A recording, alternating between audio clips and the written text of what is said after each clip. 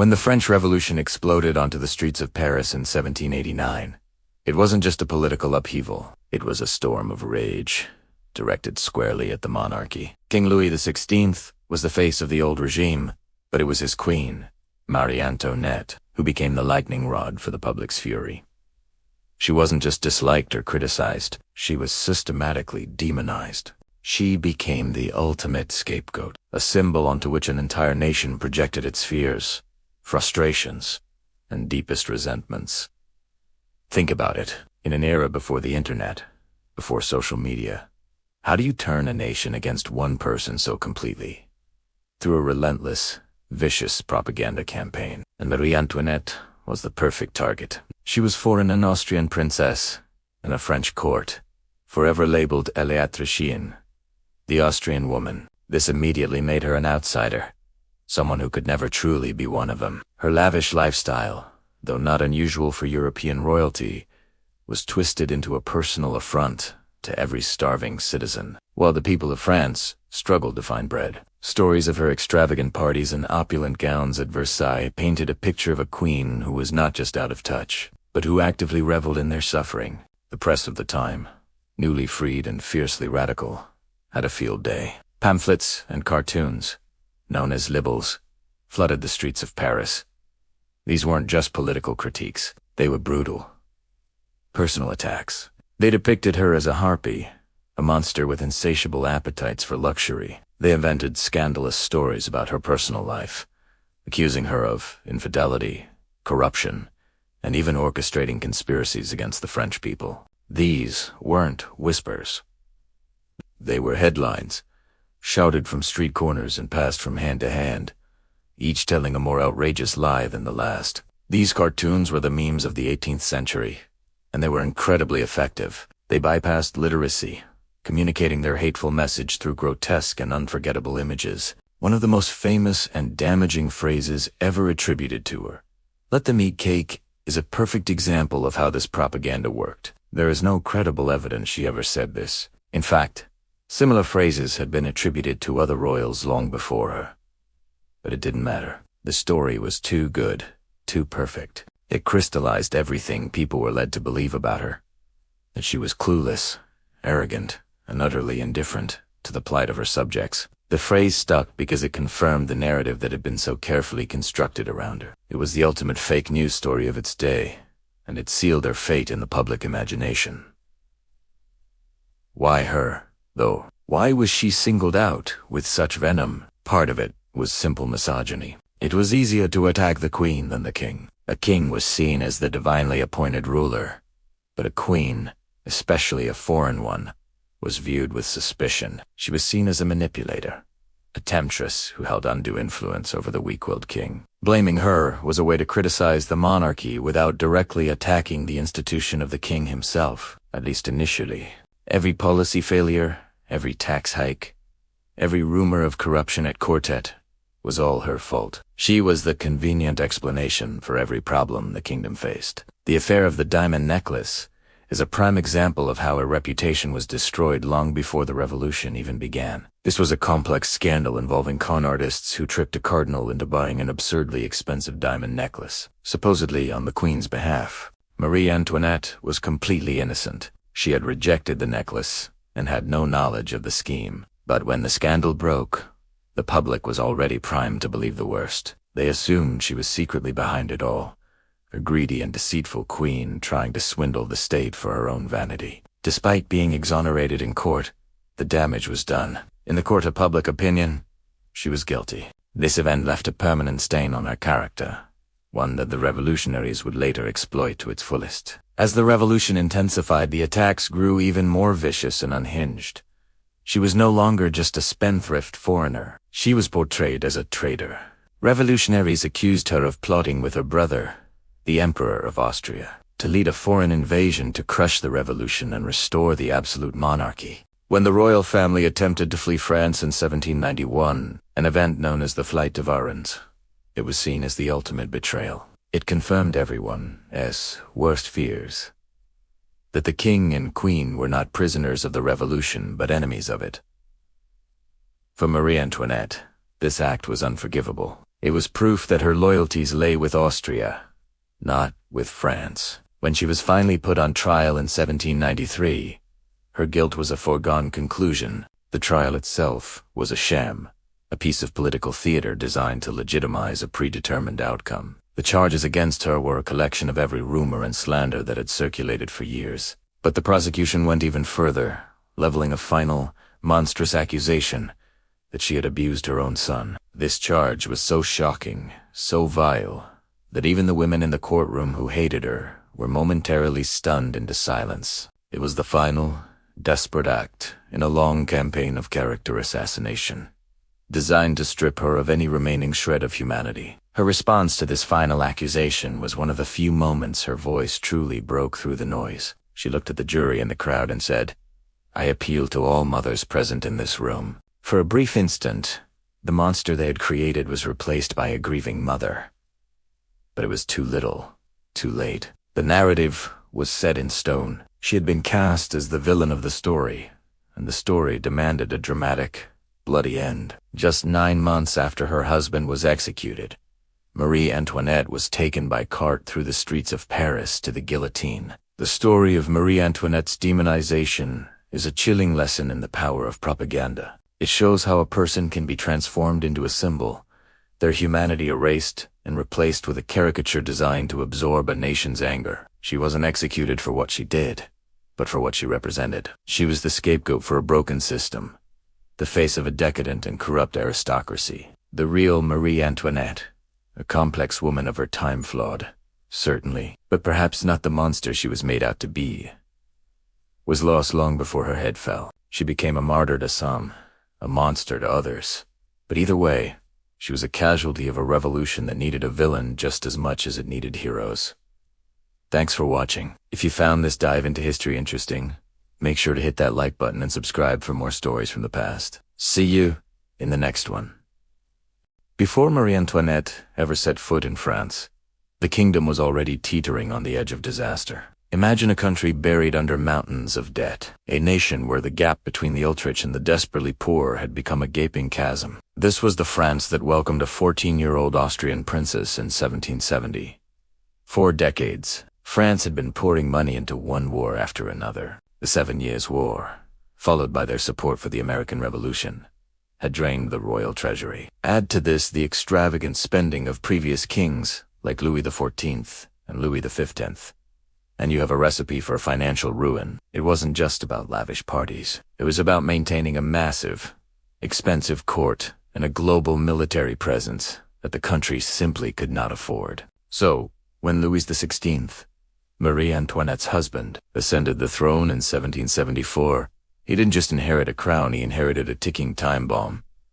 The national debt was astronomical. To make matters worse, a series of terrible harvests had swept across the land. Bad weather led to failed crops, which meant the price of bread, the staple food for most French people, skyrocketed. For an ordinary family, this wasn't just an inconvenience. It was a matter of life and death.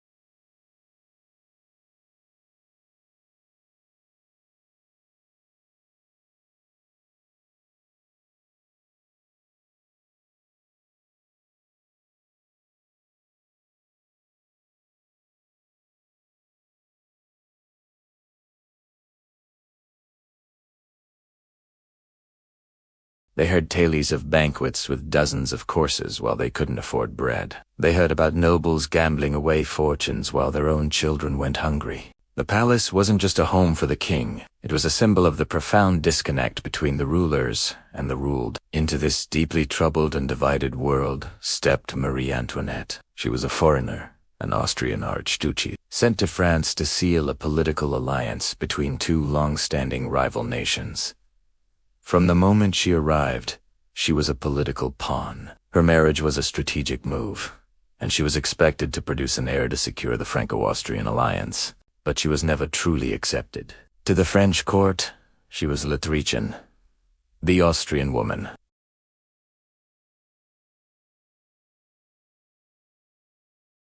They resented her attempts to break free from the suffocating court etiquette and her preference for a smaller, more intimate circle of friends.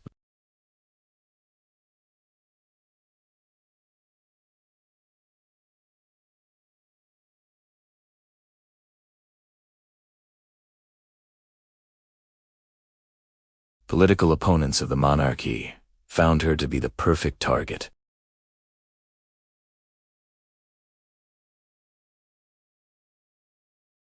The popular image of Marie Antoinette is one of a carefree party girl, but the reality of her life at Versailles was far more complex.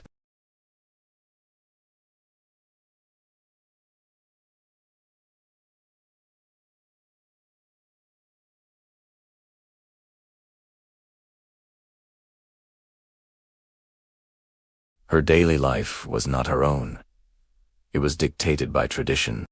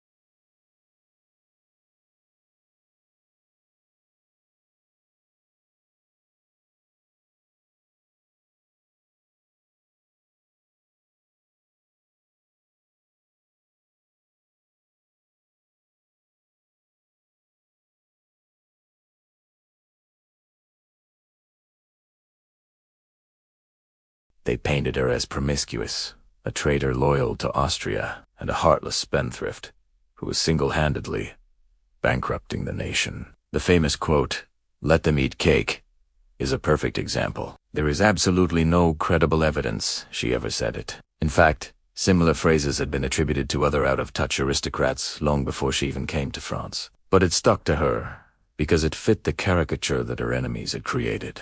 This relentless character assassination was devastatingly successful. It diverted public anger away from the complex, systemic issues plaguing France and focused it onto a single, highly visible target. She became the living embodiment of everything that was wrong with the monarchy. She was no longer a person. She was a symbol of waste, foreign corruption, and aristocratic indifference. The belief that the Queen was the source of their misery took deep root in the public consciousness. People genuinely believed that if she were gone, their problems would be solved. This profound misunderstanding wasn't just a side note to the French Revolution. It was a crucial part of the engine driving it. It fueled the rage and resentment that would eventually boil over into mass violence.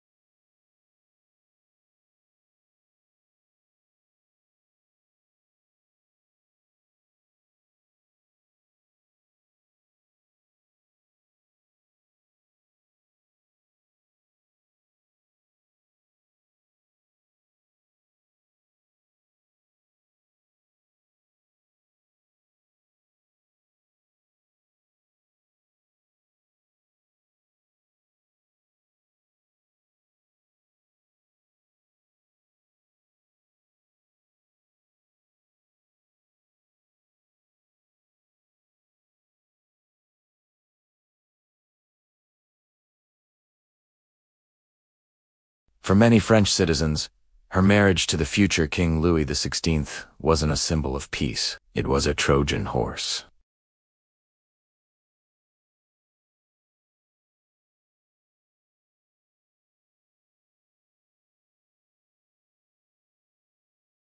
It wasn't just a label, it was an insult, a way of reminding everyone that she was an outsider. Now, layered on top of this, the second problem. The terrible state of France itself. The country was in crisis. People were hungry. Bread, the staple of the French diet, was scarce and expensive. Taxes were rising, crushing the poor, while the nobility lived in luxury.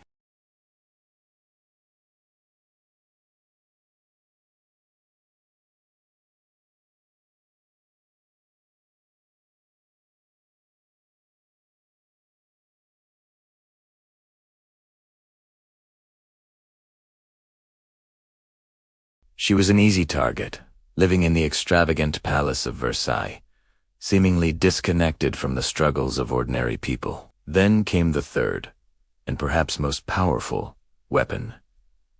Propaganda. Long before we had social media, there were newspapers, pamphlets, and political cartoons.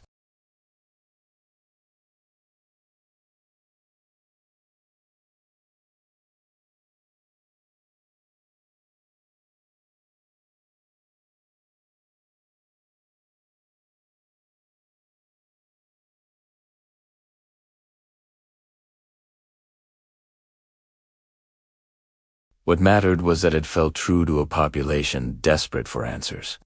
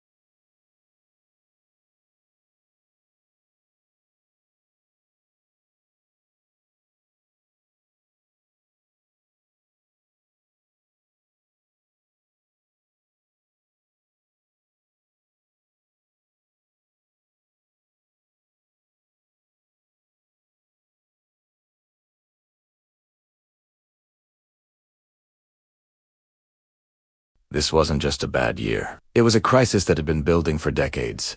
A perfect storm of financial mismanagement, social inequality, and devastating food shortages. The country was drowning in debt, yet the monarchy and the aristocracy seemed to live in a different world. A world of lavish parties and unimaginable luxury. While the people starved, new ideas were catching fire.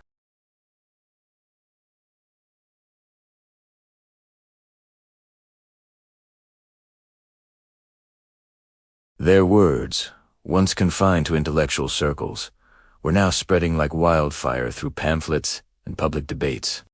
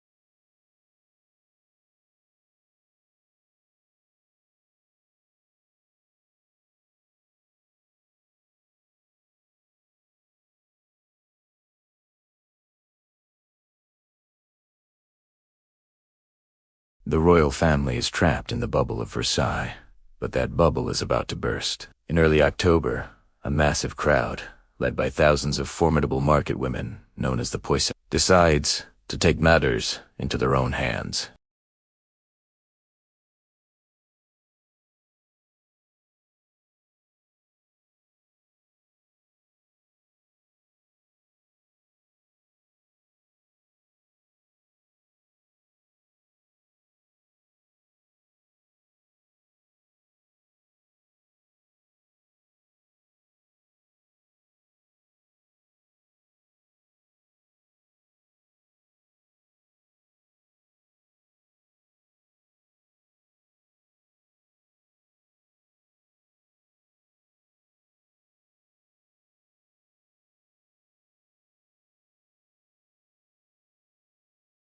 They want the king and queen to be prisoners of the people. The palace, once a symbol of absolute power, has become a trap. For Marie Antoinette, this night is a personal nightmare. A group of intruders, screaming for her blood, breaks into the royal apartments. They storm through her lavish chambers, bayonets stabbing at her bed, searching for the hated queen. She is just moments ahead of them. Awakened by the screams of her ladies-in-waiting, she flees in her nightgown, running barefoot through a maze of secret passages that snake through the palace walls. It's a desperate flight for her life, a terrifying chase through the hidden underbelly of her own home. She barely makes it to the king's chambers, where the family huddles together, listening to the rampage just outside their door.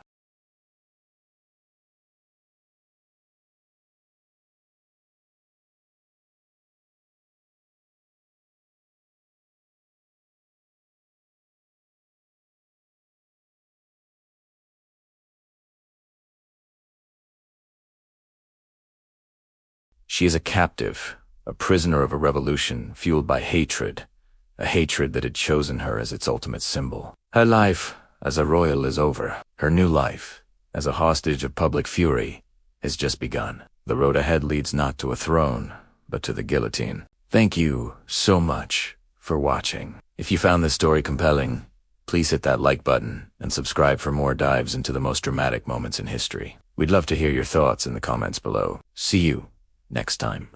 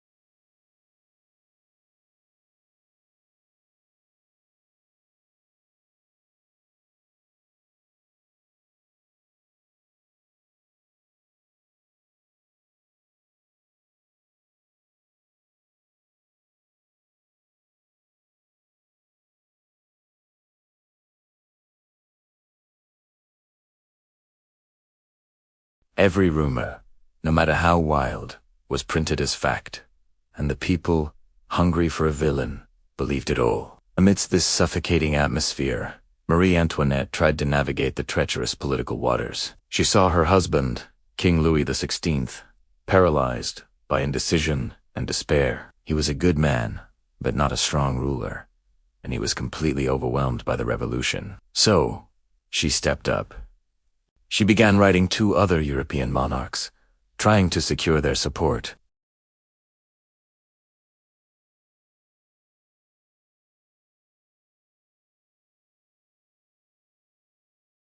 She urged Louis to be more decisive, to take a stand. But every effort backfired. Her secret correspondence was seen as proof of her treasonous plotting with foreign powers.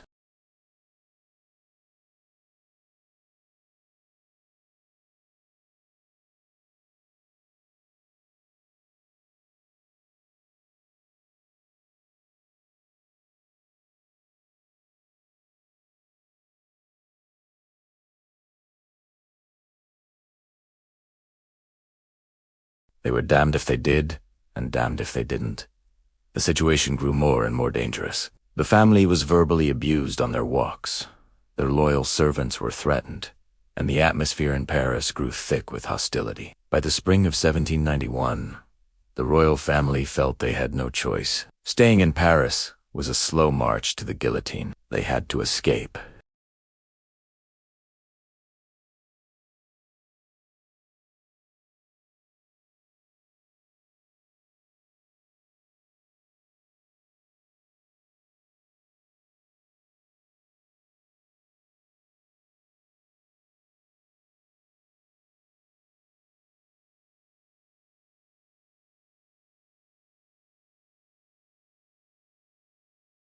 The family disguised themselves. The king as a valet, the queen as a governess, and the children as her charges.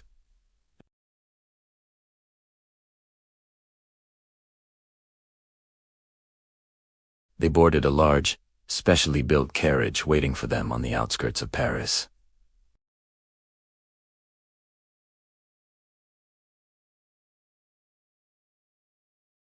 The journey was plagued by delays. The carriage was slow. Military escorts failed to show up at the designated meeting points, and the whole schedule fell apart. As they traveled further from Paris, the king grew more confident. Too confident. At one stop, he was recognized by a postmaster named Jean-Baptiste Droot, a staunch revolutionary. Drood had seen the king's face on the new paper money. He quickly rode ahead to the next town, Varennes, and alerted the local authorities.